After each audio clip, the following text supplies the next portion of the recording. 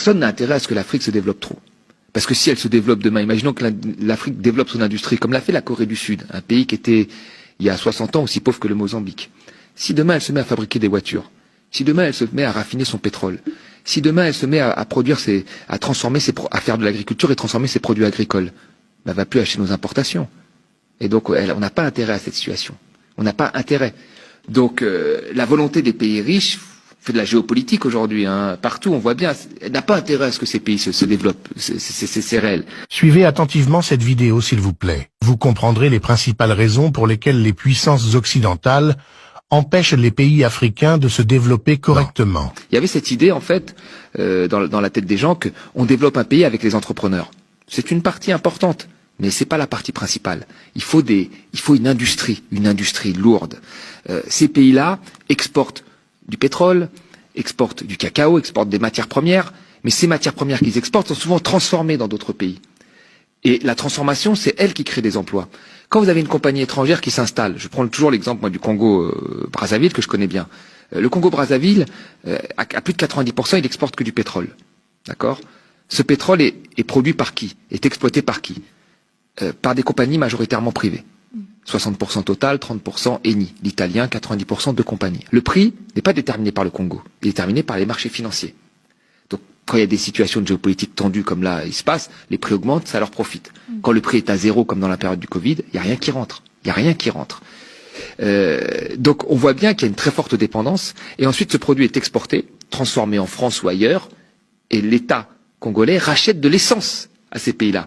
Donc la réalité, c'est qu'il faudrait qu'il y ait une industrie qui puisse transformer cette production sur place, et c'est celle-là qui créerait des emplois, des raffineries, de la distribution, etc.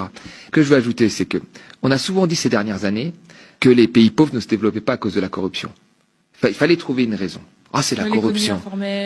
Voilà, ces gens sont corrompus, il y a de l'économie informelle, ils respectent pas les règles, ils sont corrompus, il y a même des gens qui allaient plus loin en disant oh bah ils sont un peu paresseux. Enfin, l'Afrique achète énormément d'importations venant d'Europe et principalement aussi de France.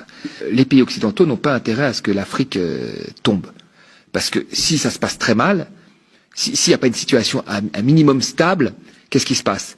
Bon ben, on risque d'avoir moins de matières premières dont on a besoin, et en échange, on risque de moins leur vendre de choses.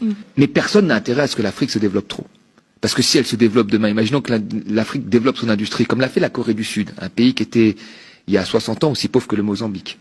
Si demain elle se met à fabriquer des voitures, si demain elle se met à raffiner son pétrole, si demain elle se met à produire à transformer à faire de l'agriculture et transformer ses produits agricoles, elle va plus acheter nos importations. Et donc on n'a pas intérêt à cette situation. On n'a pas intérêt.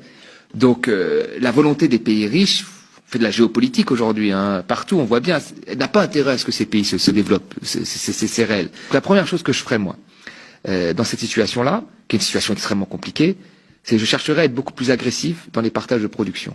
C'est-à-dire que quand il y a une compagnie étrangère qui vient, il faut lui imposer des choses. Les pays du Golfe, le Qatar, les Émirats en leur temps, quand vous veniez vous installer chez eux, pour quoi que ce soit, hein, vous deviez donner une grosse partie, plus de 50%, à un autochtone, à un habitant local, de l'investissement. C'était obligatoire. L'OMC a tout fait pour dégommer ça, mais certains pays ont tenu, sauf quand ils en ont vraiment besoin, ils font des dérogations au ministère de l'économie, mais quand ils estiment que la personne doit donner une partie, elle donne une partie à les autochtones, ce qui les forme. Vous voyez, par exemple, ce type de mesure pourrait être appliqué par certains pays africains. S'ils l'appliquaient bien sûr dans l'ensemble, ce serait mieux, mais avoir une stratégie beaucoup plus agressive de négociation sur le partage de ces rentes de matières premières avec les pays occidentaux. Ça, c'est la première chose, qui leur permettrait d'avoir beaucoup plus de rentrées financières. Et une fois qu'on a ces rentrées financières, reste la question de l'investissement dans les bons secteurs pour pouvoir se développer et être de plus en plus autonome. Ça devrait être ça le but. Parce que l'autonomie et l'industrie créera des emplois. Créer des emplois, ça permettra aux jeunes diplômés de là-bas de rester chez eux et de travailler chez eux. Ce qui est le désir de tout le monde. Personne n'a envie de migrer. Donc là, ça permettrait d'assurer un avenir à une jeunesse qui n'en a pas dans son pays parce qu'il n'y a pas d'activité économique.